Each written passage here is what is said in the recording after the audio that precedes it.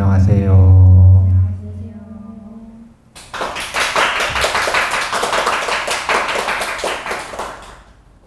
오늘은 9월 20일 서울 붓다스쿨에서 토요 명상 수업 함께 공부하고 있습니다. 이완반응 교재로 6주차에 해당되고요. 마지막 주입니다. 오늘은 이완반응 공부 전체를 돌아보고, 그리고 이완반응을 처음 시작할 때 가지고 있었던 목표, 그게 뭐였냐면 이완반응이라고 하는 하나의 본질을 기준으로 수행을 통합하는 것, 이 통합이라고 하는 목표가 있었는데, 이것이 어떤 방식으로 나아가야 되는지에 대해서 공유하는 시간을 가지도록 하겠습니다. 일단 총정리를 먼저 한번 해보면, 우리가 1주차에는 어떤 공부를 했냐면 스트레스와 우리 몸의 두 가지 스위치에 대한 이야기를 했어요. 그래서 고혈압부터 시작해가지고 어떻게 투쟁 도피 반응이 켜지는지, 그리고 이에 대한 상쇄작용을 하는 이완 반응이라고 하는 건 어떤 역할을 하는지, 이런 이야기를 했거든요. 이 속에서 우리가 기억해야 되는 건 사실은 두 가지가 다 선천적인 생존을 위한 방어기제, 생존의 기제에 해당된다라고 하는 것. 이완 반응도 선천적이라고 하는 게 되게 중요하고요. 투쟁 도피 반응도 생존에 아주 꼭 필요한 것이다라는 게 중요한 내용입니다. 그 다음에 2주차에는 그래서 이완 반응의 스위치를 켜는 법을 배웠어요. 아주 간단한 기초 실습 방법에 대한 설명을 해드린 건데, 촉발 조건 4가지를 공부하는 게 중심이었죠. 하나가 뭐였냐면 조용한 환경, 두 번째가 정신적인 장치, 이게 이제 사띠의 대상, 그리고 세 번째가 수용적 태도, 어떤 태도로 수행해야 되는가, 그리고 네 번째가 편안한 자세, 수행 자세까지. 이 4가지 촉발 조건이 있을 때 일어나는 것이 이완이지, 이완해야겠다 이를 악문다고 이완이 되는 것도 아니고, 이완해야겠다 간절하게 열망한다고 이완이 되는 게 아니에요. 더 긴장합니다. 이완 반응은 내가 하는 것이 아니라 조건이 하는 것이다. 4가지 촉발 조건 배웠고요. 3주차에는 동서고금의 보편적 지혜, 그래서 이론 심화 부분이었는데, 이 이완 반응이 우리 동서양의 아주 위대한 전통 수행법들이 있었는데, 종교를 막론한 이 수행법의 본질에서 어떤 보편성을 가지고 있는가, 이것을 체크해보고 확인해보는 시간을 가졌고요. 4주차에는 그래서 나만의 방법 찾기라 그래서 다양한 기법을 살펴보면서 자신에게 삶에 맞는 방법으로 이완 반응을 어떻게 습관화할지, 이걸 함께 고민해 봤고요. 5주차에는 몸과 마음의 긍정적 변화, 그래서 이완 반응의 이익, 사례를 보면서 이완 반응 명상 수행의 이익이 무엇인지를 공부했습니다. 마지막 오늘은 이완 반응을 통한 통합에 대한 내용을 공부할 거예요. 이렇게 해서 총정리가 끝났어요. 자, 그러면 통합 파트로 가보겠습니다. 지금 통합이라고 하는 건 우리 현재 명상 수업의 흐름에서 중요한 주제의 흐름인 거예요. 왜냐면 지금 뭐 하고 있냐면 이완 반응하고 있죠. 이전에 뭐 했죠? 꿈 명상 했잖아요. 꿈,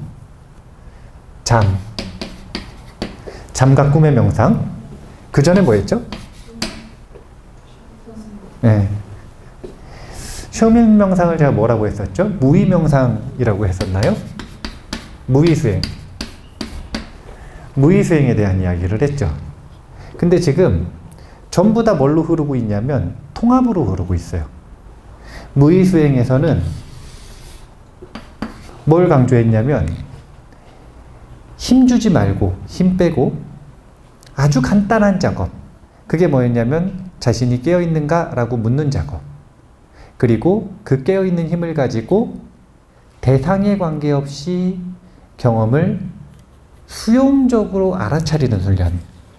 이것을 통해서 수행하는 시간과 일상을 통합하기 위해서 노력을 했어요. 일상과 수행 시간의 통합에 대한 고민을 했습니다. 그러다가 잠과 꿈의 명상에서는 이것은 꿈과 같다가 아니라 꿈이다. 이걸 통해서 뭐 한 거냐면 우리가 깨어있는 시간과 잠자는 시간과 죽음 이후의 시간까지 전부 다 통합해서 그냥 뭐라고 생각을 한 거냐면 경험으로 바라보기 시작한 거예요. 그런데 이런 것들이 전부 다 이 무엇인가 분별하고 있었던 것들에 대한 개념적인 통합이라면 전부 다 뭐냐면은 그냥 똑같은 경험이라는 거예요. 그러면 이번에는 뭘 시도하는 거냐면 그 경험의 질을 높인다라고 하는 것에서의 본질적인 반응이 뭐냐, 이걸 지금 말하고 있는 거예요.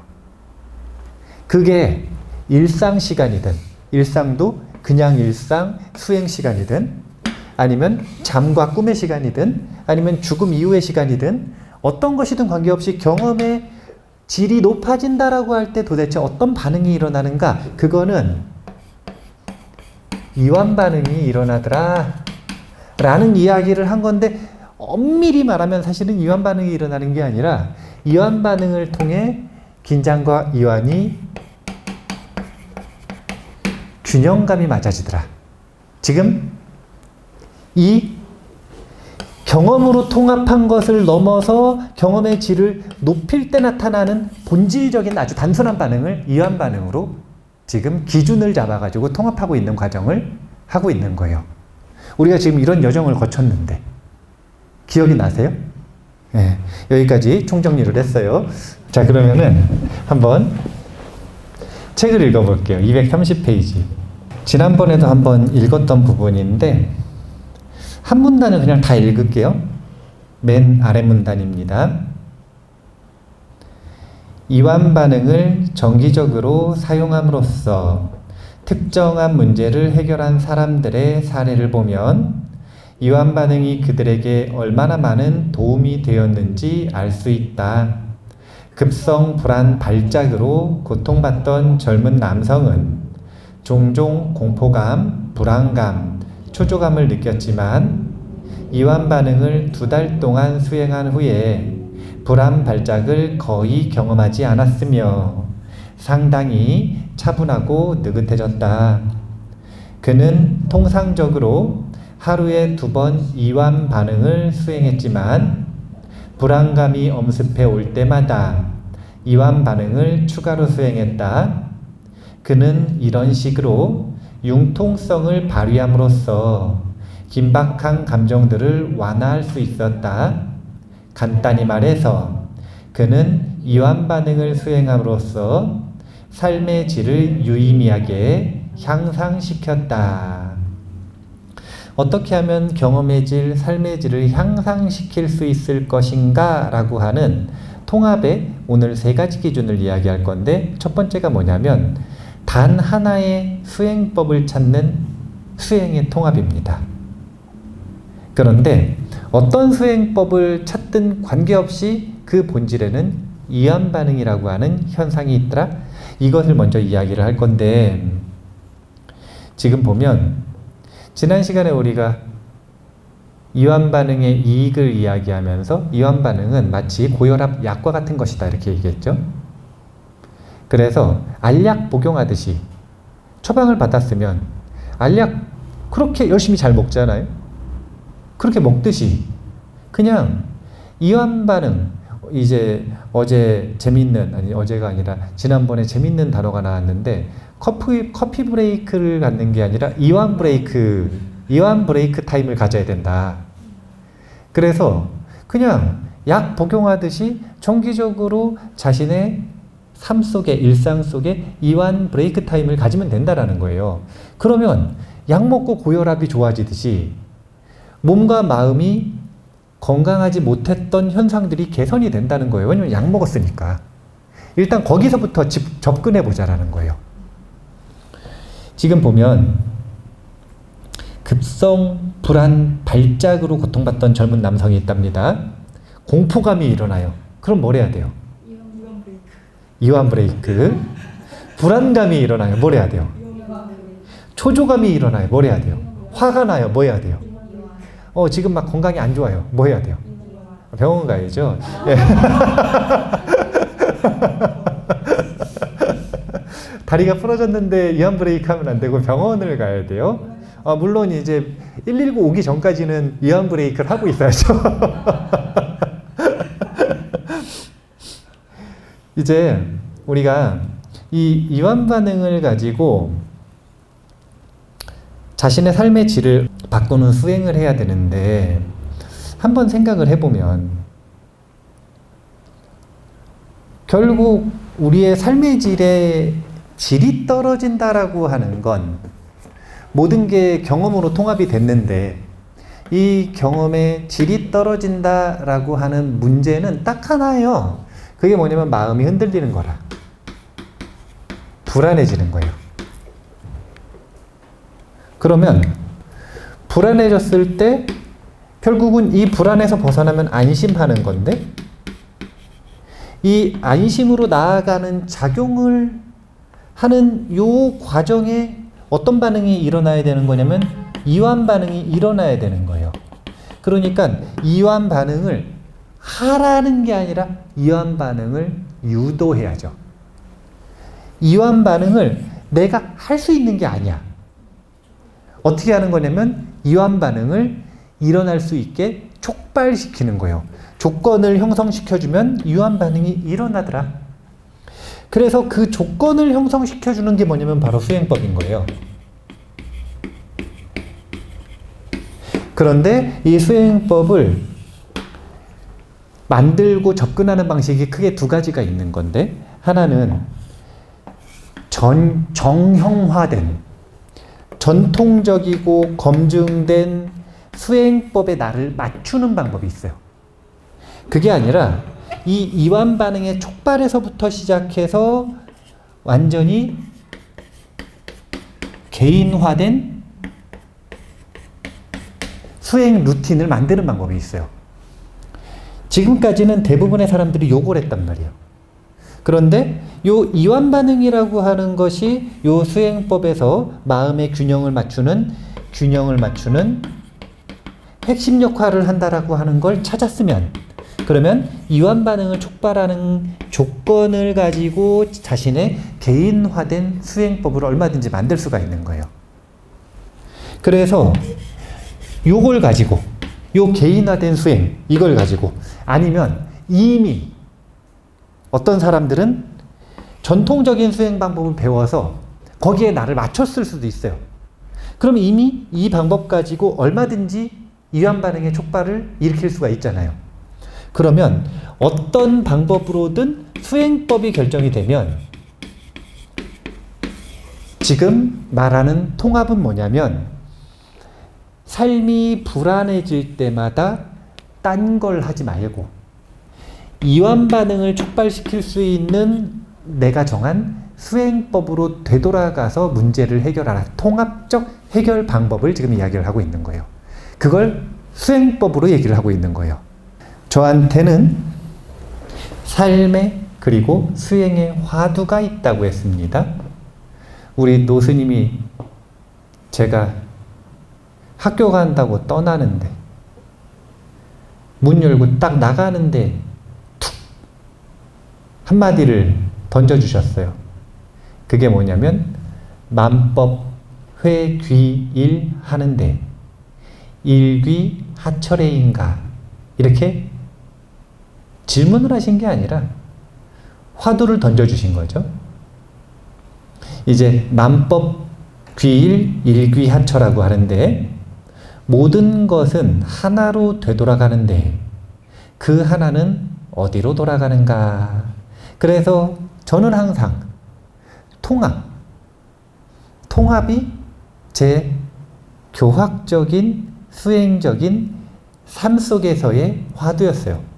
어떻게 하면 하나로 묶을 수 있을까? 근데 우리가 지금 오늘 배우고 있는 이 수행의 통합에 대해서 생각을 해보면 다른 게 아니라 아무리 만 가지 수행이 있어도 그 만 가지 수행들은 전부 다 하나의 반응으로 귀일한다는 거예요. 그게 뭐냐면 이완 반응이요. 그럼 이 이완 반응은 우리를 어디로 이끄는가? 다시 어디로 가는가? 그것은 안심으로 가더라. 자, 우리가 단 하나의 수행을 결정했다면 신경을 꼭 쓰셔야 돼요. 만약에 자신이 단 하나의 수행이 경전을 보는 거라면 경전을 볼 때도 내 몸과 마음에서 이완 반응이 일어나는가? 균형감이 맞춰지는가? 이걸 점검을 꼭 해야 돼요. 안 그러면 이를 악물고 경전을 보고 있단 말이에요. 그래가지고 경전을 보면서 점점 상기가 돼. 그럴 수가 있는 거예요. 절을 할 때도 경쟁적으로 절을 하느냐고 자기가 이 탐진치로 수행하고 있는 것도 모르고 절을 계속할 때도 있어요. 화두를 잡을 때도 처음에는 이를 악물고 잡으면 잘 되겠죠. 왜냐하면 그동안 써왔던 노력 기제가 있으니까. 그런데 그걸 넘어설 수가 없어요. 성과가 어느 순간 멈춰버려. 그 다음 다란이를 할 때도 다란이는 빨리 해야 돼요? 좀 천천히 해도 돼요? 빨리 하면은 집중이 잘 된다고 막 빨리 한단 말이에요. 그래서 숨도 안 쉬고 하다가 얼굴이 빨개져.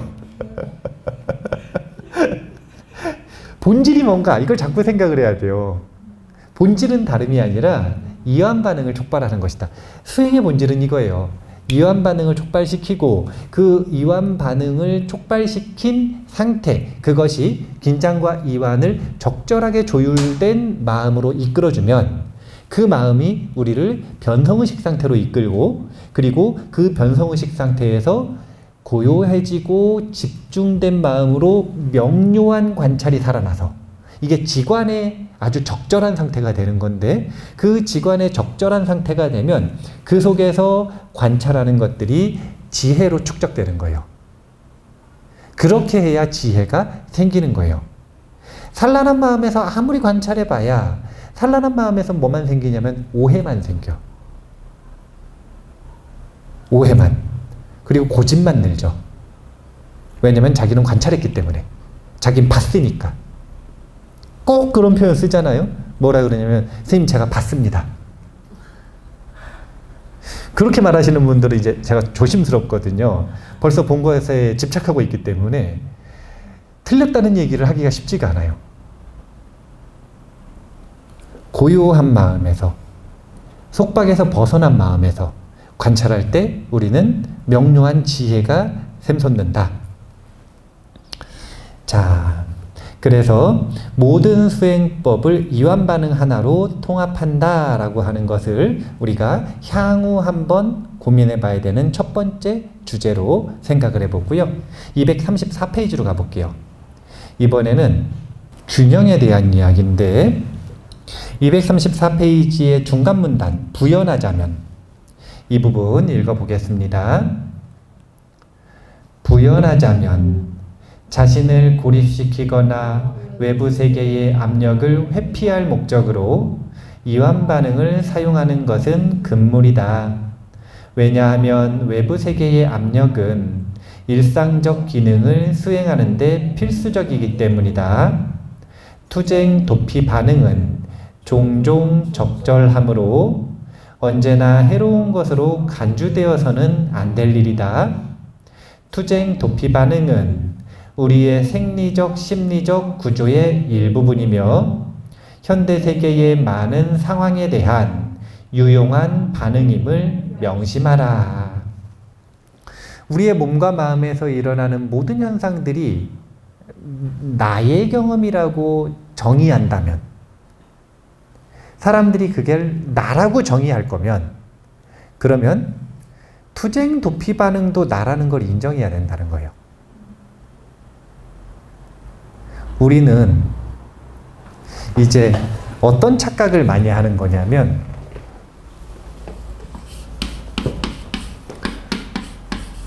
선습이 있고 악습이 있어요. 이제 우리가 배운 두 가지 생존 기제 중에 보면 대부분이 이 투쟁 도피 반응이 어떻게 되는 게 악습이냐면 통제한대에게 자동 촉발되는 것. 그래서 통제 불가능한 것. 이것이 악습이거든요. 근데 요게 악습인 걸 모르고 뭐가 악습이라고 자꾸 생각을 하는 거냐면 투쟁 도피 반응이 악이라고 생각하는 거예요. 이거는 완전히 잘못된 생각이다. 이렇게 가닥을 잡고 수행을 하면 어떻게 되냐면 삶이 무기력해지는 거라. 삶 속에서 자꾸 도망가 버리게 되는 거예요. 이완 반응은 또 뭐라고 생각하냐면 선습이라고 생각해요. 아니요. 이완 반응도 이쪽이 너무 우위가 돼버리잖아요. 그러면 어떤 일이 벌어지냐면 마찬가지로 통제 불가능한 상황이 돼버릴 수 있어요. 그러면 이것도 악습이 되는 거예요. 그러니까 항상 과유불급이라. 또 반대로 투쟁 도피 반응이 분명히 우리 몸에 독성을 남기는 것에 대해서는 제가 설명한 적이 있죠. 아드레날린 계열의 호르몬들이 나오는데 이 아드레날린 계열의 호르몬의 찌꺼기는 인간 자연계에서 만들어지는 독 중에 가장 강력한 독 중에 하나라고 제가 이야기한 적이 있잖아요. 우리의 몸에다가 실제로 독성을 남기는 거예요. 그러니까 이건 독이 맞아요. 하지만 투쟁 도피 반응을 자신이 의도적으로 통제 가능한 영역에서 활용한다면 이것은 경쟁에 굉장히 유리하고요. 그리고 생존에 굉장히 유리하고요. 그리고 무엇인가 애써서 해야 되는 일들이 있어. 애써서. 이 순간에 정말 유리한 도구가 돼요. 그러니까 투쟁 도피 반응, 이완 반응이라고 하는 건 선, 악이라고 하는 성질이 있는 거예요? 아니면 그냥 중립인 거예요? 중립인 거예요. 지금은 대이완의 시대입니까? 대긴장의 시대입니까? 대긴장의 시대니까 얘는 틀렸다는 거고 얘는 맞다고 얘기를 하는 거예요. 그런데 예를 들어 가지고 나중에 이제 한번 상상을 해보죠. 나중에 그냥 뭐가 나오냐면 그 기본 생활비가 나와요. 충분히 기본소득이 나오고 인간은 뭐만 하면 되냐면 그냥 단순히 편안하게 쉬면서 데이터 소비만 해주면 되는 거예요. 그러면 그 데이터 소비에 대한 대가로 사실은 이 기본소득이 나오는 거거든요. 물론 그게 많이 안 나올 거라 나중에. 하지만 많이 나온다고 생각을 해보세요. 그러면은 인간은 뭘 하면 되냐면 이제 일을 안 하고 그냥 취미와 자신의 삶을 유지하면서 정보를 만들어주기만 하면 돼. 그래 사람만 주면 돼. 그러면 예전보다 경쟁할 일이 많아지겠어요? 적어지겠어요? 점점 적어지겠죠? 그러면 긴장해가지고 막 노력을 하는 것보다는 뭐가 더 많아질 수 있냐면 오히려 이쪽으로 가서 무기력과 우울 때문에 뭔가 문제가 되는 시대가 곧 좀 다가올 거라. 그럴 수가 있는 거예요. 시대의 흐름을 보면. 그러면 이때가 되면 어쩌면 대이완의 시대가 올 수도 있어. 긴장과 이완의 균형이 깨졌는데 어떻게 깨졌냐면 이완이 더 강력한 거예요. 그러면 그때는 뭐가 필요하냐면 투쟁 도피 반응을 불러일으킬 필요가 있는 거예요. 그러니까 지금은 이게 틀렸다고 하지만 그땐 맞는 거라. 지금은 이게 맞다고 하지만 그땐 틀린 거예요. 중요한 건 뭐가 중요한 거냐면 균형이 중요한 거지. 오늘 이완 반응이라고 얘기를 했지만 수행에서 필요한 건 이완 반응이라고 얘기를 했지만 그건 지금의 얘기고 이완 반응을 통해서 뭘 맞추고자 했던 거냐면 균형을 맞추고자 했던 거예요. 마찬가지로 지금 우리가 이완 반응이라고 하는 게 이 수행의 본질에 해당된다라고 이야기를 했더니 투쟁 도피 반응을 악습이라고 해가지고 죄악시하면 안 된다. 이거는 생존에 진짜 필요한 필수 기제다. 그래서 얘는 그냥 중립이에요, 둘 다. 그 중립이 하나가 과도하게 높아지면 얘가 독이 되는 거예요. 그래서 우리의 경험 속에서 이완 반응과 투쟁 도피 반응이라고 하는 긴장과 이완의 양쪽 범주의 경험이 있는데 이 두 가지를 다 통합적으로 바라볼 줄 알아야 돼요. 그래서 우리의 과제는 무엇인가 하나를 무조건 더 더하는 것도 아니고 무조건 없애버리는 것도 아니고 뭘 하고자 하는 거냐면 균형을 맞추고 활용할 줄 알아야 된다. 이 부분을 통합적으로 한번 생각해 볼 필요가 있다. 이렇게 생각을 하고요. 235페이지 한번 가볼게요. 235페이지 맨 위에부터 읽어볼 건데요. 우리의 몸은 여기부터 한 문단 읽어보겠습니다. 우리의 몸은 투쟁하거나 도피할 준비가 되어 있지만 이러한 준비가 늘 유용한 것은 아니기 때문에 불안증, 고혈압 관련 질환을 초래하는 원인이 된다는 것이 나의 지론이다. 이완 반응은 투쟁 도피 반응의 바람스럽지 않은 징후를 상쇄하는 천형 균형줄을 제공한다. 당신이 이완 반응을 규칙적으로 촉발했다고 해서 수동적인 은둔자로 전락한 나머지 세상에서 기능을 상실하고 경쟁에서 탈락하는 것은 아니다. 그보다는 차라리 나의 경험에 비춰보면 규칙적으로 이완 반응을 촉발하는 사람들은 투쟁 도피 반응을 촉발하는 상황에 더욱 효율적으로 대처할 수 있었다. 이완 반응을 활용할 줄 아는 사람들은 정말 특이하게도 투쟁 도피 반응을 활용하기 시작한다는 거예요. 효과적으로 투쟁 도피 반응을 다룰 줄 알기 시작한다는 거예요. 투쟁 도피 반응을 다루는 훈련을 한 적이 없는데 그냥 이완 반응을 통해서 이쪽으로 과도하게 치우치는 그 현상을 제거했을 뿐인데 그러니까 어떻게 되냐면 여기에 강력하게 사로잡혀 있었던 그 힘이 풀려나니까 여유가 생기니까 여력이 남는 거예요. 그걸 소화시킬 수 있는. 투쟁 도피 반응을 촉발하는 상황. 속담 속에서는 어떤 속담이 있죠? 그렇죠. 호랑이 굴에 들어가요. 자, 호랑이 굴에 들어가면은 무슨 반응이 일어난다고요? 투쟁 도피 반응이 일어납니다. 그러면 그 투쟁 도피 반응은 더 긴장해야 된다는 거예요? 아니면 이완 반응을 촉발해야 살 수 있다는 거예요? 호랑이 굴에 들어가도 정신만 똑바로 차리면인데 그 정신만 똑바로 차리면이 이를 악물고 더 불안해지는 게 아니라 뭐였던 거냐면은 이완 브레이크였어요. 물론 이완 브레이크를 15분씩 할 수는 없겠지. 지금 긴급한데. 하지만 심호흡 한 번, 심호흡 3번 할 시간이 없을 리는 없거든요. 거기서 호랑이 굴에 들어가도 정신만 바짝 차리면, 정신을 바짝 차린다라고 하는 게 사실은 이완 반응과 밀접한 연관이 있었다는 거.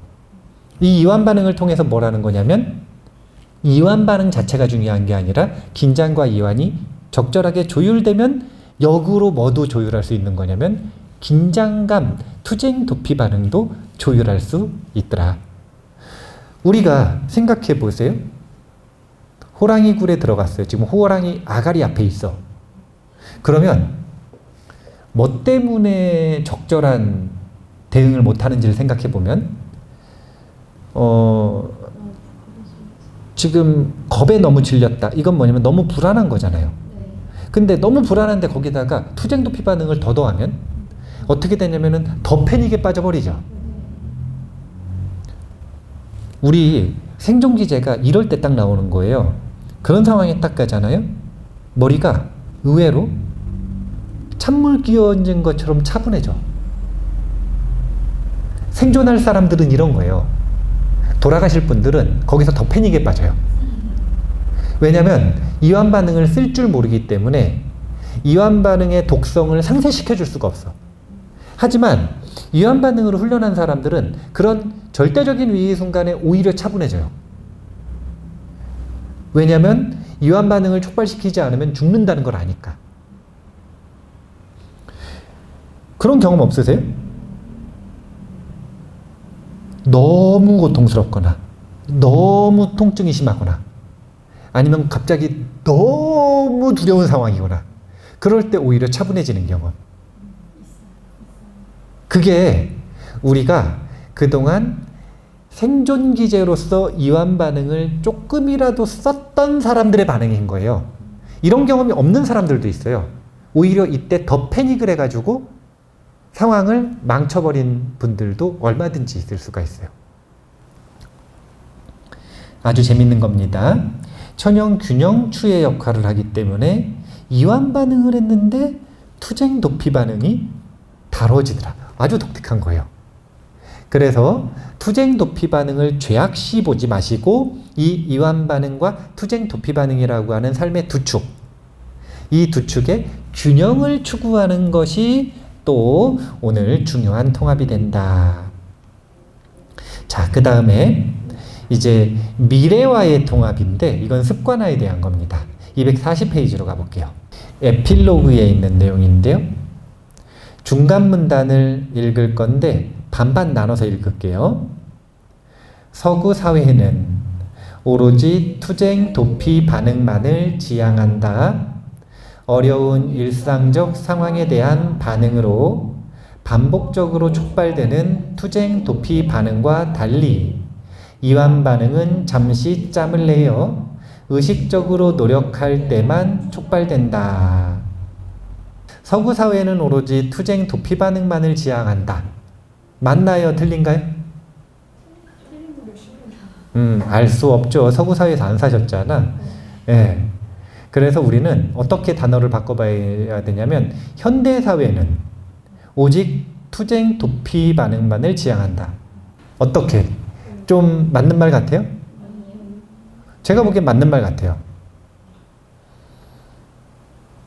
이제 반대 의견이 좀 나오고 있지만 극소수의 의견이고, 극소수의 의견이고, 지향성 자체는 여전히 한국을 비롯한 현대 모든 대부분의 나라들이 투쟁 도피 반응을 여전히 활용하고 있고 지향하고 있습니다. 그렇기 때문에 일상적 상황 속에서 이완 반응을 짬을 내가지고 촉발시키기 위한 시간을 갖는다? 이것은 쉽게 선택할 수 있는 게 아닌 거예요. 쉽게 얘기하면 이런 거예요. 집에서 혼자 쉬는 시간에 이완 반응을 연습한다 그러면 누가 뭐라고 할 수 있어요? 없어요? 없어요. 근데 직장에서 일을 하다가 갑자기 이완 반응을 촉발한다고 이완 브레이크 가집시다 이러면 그 사람 정상으로 봐요? 안 봐요? 안 보죠. 안 보죠. 심지어 그 기업 문화를 만드는 CEO가 이완 브레이크를 적용하자고 해도 그 좋다 그러고서 그 시간에 쉬지만 이완 반응은 안 할 거예요. 그 시간에 쇼츠 보겠지. 이게 정상적인 반응으로 여겨지지 않는다는 것 자체가 무엇을 지향점으로 삼고 있는지를 볼 수가 있어요. 안타깝게도 사회 전체의 문화도 그렇고 그리고 우리의 습관도 그렇고 너무나 강력하게 투쟁 도피 반응에 얽매여 있다. 그래서 이완 반응은 의식적으로 시간을 내서 노력하지 않으면 촉발되지가 않는다. 이게 전제인 거예요. 의식적으로 노력을 해야 우리는 균형감을 가지고 갈 수가 있다. 자, 나머지 문단도 읽어볼게요. 현대사회는 이완 반응의 중요성에 별로 주의를 기울이지 않는다. 아마도 우리의 노동 윤리는 시간을 내는 사람을 비생산적이고 게으른 사람으로 간주할 것이다. 그와 동시에 현대 사회는 수많은 전통적 방법들을 제거해버렸다. 한때 선인들이 수행했던 기도와 명상도 역사의 한 페이지를 장식하고 있을 뿐이다. 오늘날 이완 반응이 더욱 필요한 것은 세상이 광속으로 변화하고 있기 때문이다. 사회에서는 이완 반응에 필요한 시간을 허용해야 한다. 커피 브레이크 대신 그런 선천적인 능력을 일상생활에 통합하는 게 더 합당하지 않을까? 자, 그래서 우리는 이렇게 끊임없이 투쟁 도피 반응으로 내몰리는 사회 그리고 내몰리는 습관을 가지고 있는데 이 속에서 의도적으로 잠시 멈추는 시간이 필요하다는 거예요. 사실은 바쁘면 바쁠수록 더 커피 브레이크, 아니 이완 브레이크를 가져야 돼요. 그러니까 이 기호물질과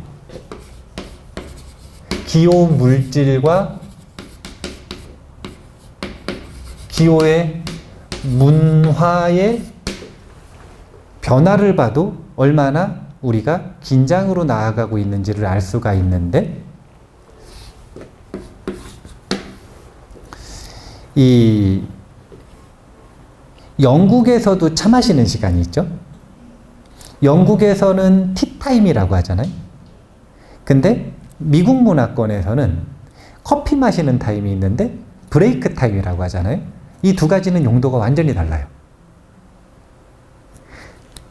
브레이크 타임은 그 시간에 커피를 마셔서 뭘 하자는 거예요? 카페인을 집어넣어 가지고 힘든데 억지로 깨우는 게 뭐냐면 미래에 깨어있음을 대출받아 가지고 이제 요거 나중에 잠빚으로 다 갚아야 되거든요. 미래에 이 깨어있음을 대출받아 가지고 어떻게든 일을 더 지속시키기 위해서 뭘 하는 거냐면은 이 브레이크 타임을 갖는 거예요. 이때 뭘 쓰냐면 커피를 쓰죠. 그런데 티타임 같은 경우에는 각성을 불러일으키는 게 목적이 아니라 이때는 마시는 홍차 자체가 각성과 이후에 이완을 불러오는 이 성분이 같이 있어요. 그러니까 각성 후 이완으로서 뭘 주는 거냐면 휴식을 주는 거예요. 티타임은 휴식을 위해서 해요. 그래서 티타임은 여유로워. 준비도 옛날 영국 귀족들 보면은 귀족들을 이제 나 못 봤으니까 직접 본 걸로 이야기를 하면 귀족들 문화를 가지고 이 티 스토어를 차렸어. 그래가지고 거기 가면은 홍차 세트를 마시잖아요. 그럼 홍차 세트에 요 다과를 이렇게 가져와요. 그래가지고 다과를 가져와가지고 자기가 요 홍차에다 물도 붓고 이렇게 따라가지고 이렇게 마시면서 과자도 이렇게 하나씩 나눠 먹으면서 그렇게 먹는데 커피 마시는 데 시간이 얼마나 걸려요? 자, 벤티 한 잔 마시는데 얼마나 걸려요? 무슨 20분이나 걸려. 한 1분이면 다 마시지. 1분 딱 마시고 그 다음에 일하는 거잖아요. 근데 절대로 요 티타임은 빨리 먹을 수가 없어요. 네, 티타임은 1시간 또는 2시간 정도 시간을 가지고 하는 거예요. 이거는 제가 1분이라고 좀 극단적으로 제 얘기를 했지만 많은 사람들이 이 브레이크 타임 커피숍에서 평균적으로 몇 분이나 있어요. 점심시간 끝나고 그거 얼마나 되겠어? 예. 얼마나 짧은 시간이 있느냐 이거예요. 이거는 완전히 의도가 다르다. 이거는 투쟁 도피 반응을 더 잘하기 위해. 이거는 이완 반응으로 균형추를 맞추기 위해.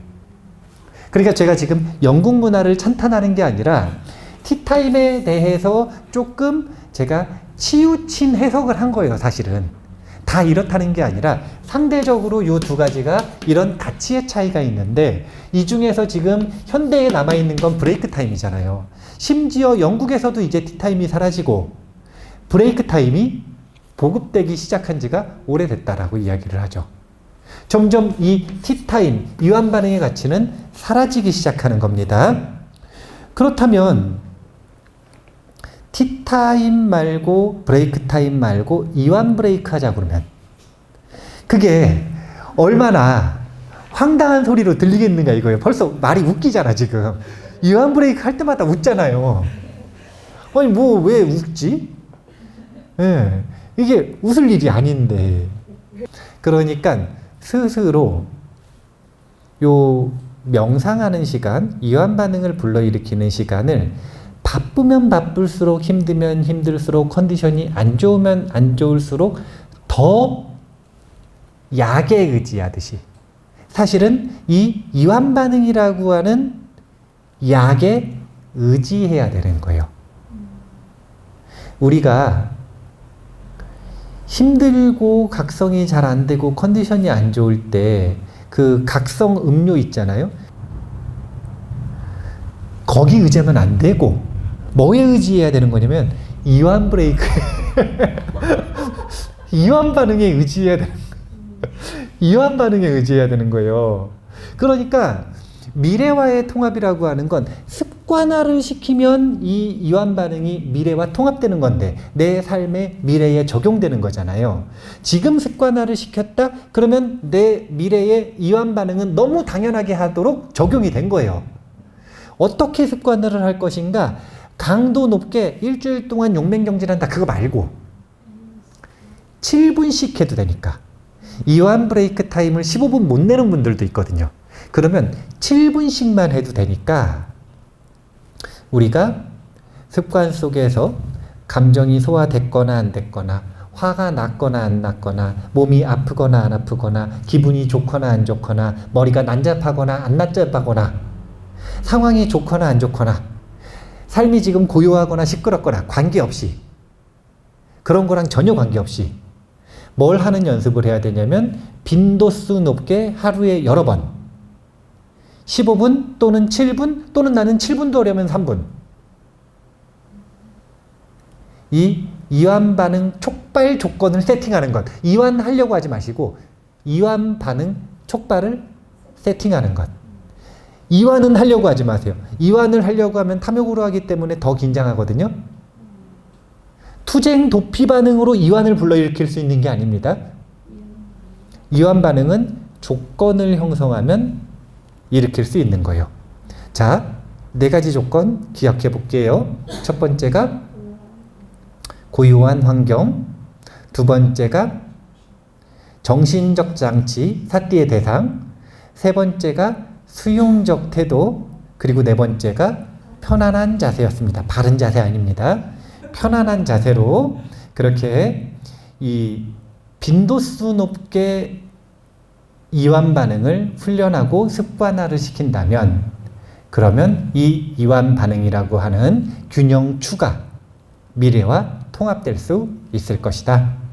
자, 결국은 이 이완 반응을 통해 실천적 중도를 이루는 것, 이것을 어떤 곳에다 적용할 것인가 라고 하는 것을 오늘 통합이라는 키워드로 이야기를 한 겁니다.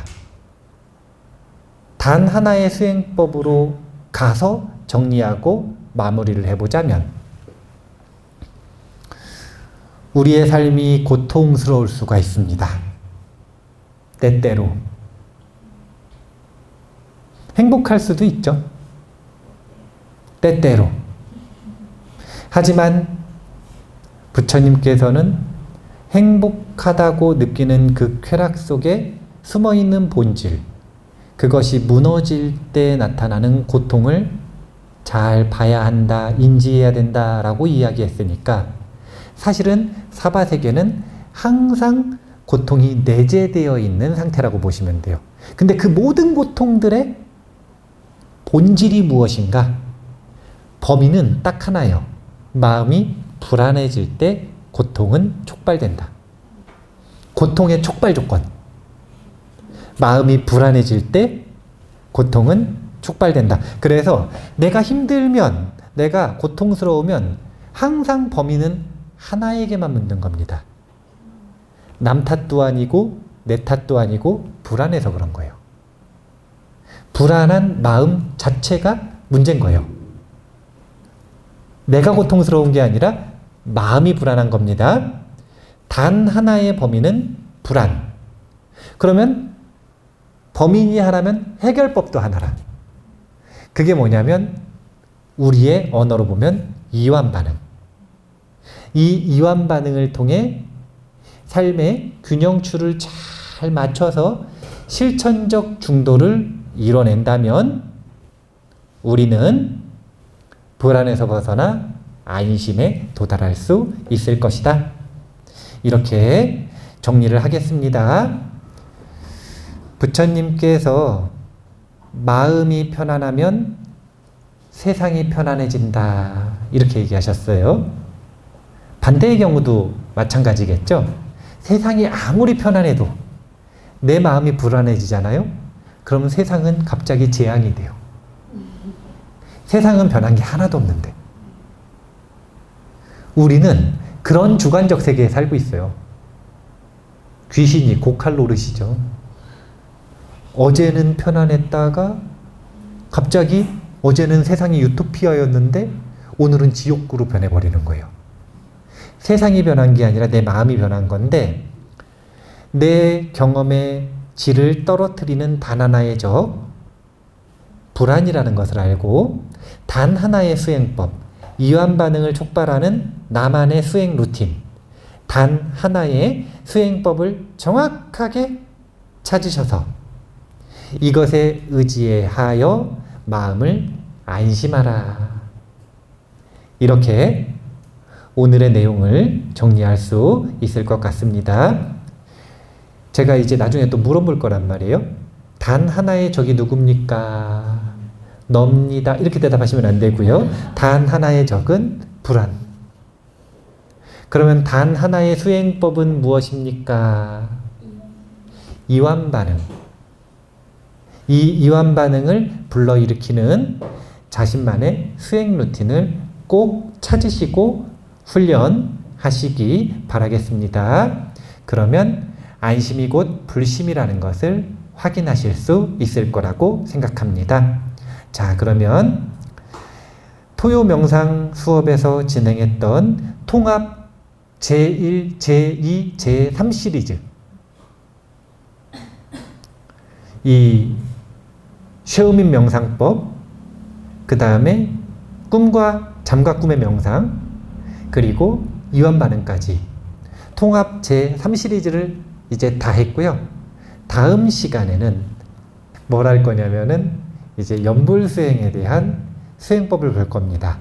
그러니까 칸리명상, 유의명상에서 시작했듯이 다시 연불수행이라고 하는 수행 방법에 대한 이야기로 돌아가서 이제 지금까지 통합했었던 한 사이클을 가지고 수행법을 수용적 태도로 접근하실 수 있을 거라고 저는 기대를 하면서, 저는 그렇게 이 공부하시는 분들에게 기대를 좀 걸면서 그렇게 이 다음 시간에는 연불명상법에 대한 공부를 또 6주간에 걸쳐서 한번 해보도록 하겠습니다. 자, 그러면 항상 불안에서 벗어나 이완 반응을 삶의 무기로 삼으시기 바라겠습니다. 자, 오늘 이만 마치도록 하겠습니다. 감사합니다.